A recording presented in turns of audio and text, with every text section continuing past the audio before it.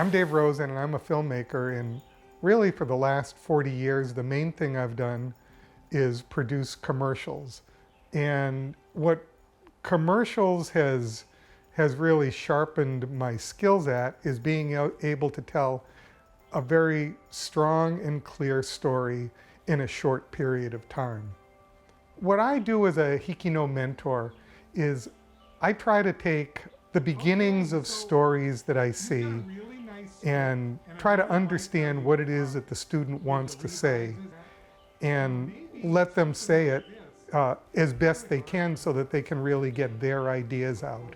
A HIKI N story will generally start with a pitch sheet. About a month and a half ago, I saw a pitch sheet from De Silva Elementary. Kathy Sawaki was the teacher. Ivory was a student. The interesting thing about this story to me was she was really young. She's in second grade, maybe 7 years old. So I just can't take breaks whenever I want to. One thing that's changed in HIKI N in the past year and a half, 2 years during COVID is we've gotten very involved in using Zoom or Google Meets. Ivory, being as young as she is, what Kathy and I decided to do was to set up a session where we could both rehearse her script and record it at the same time.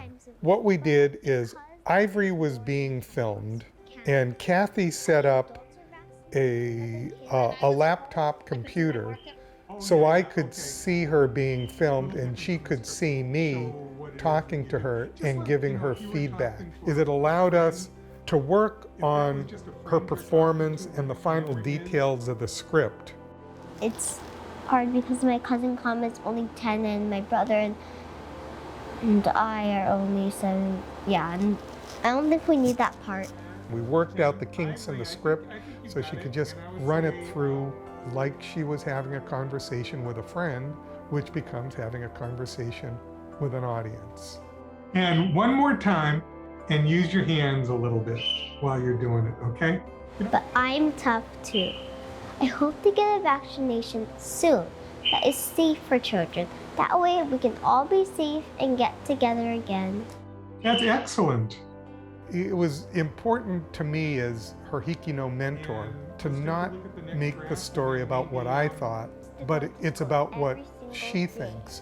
And it's really important to hear those point of views.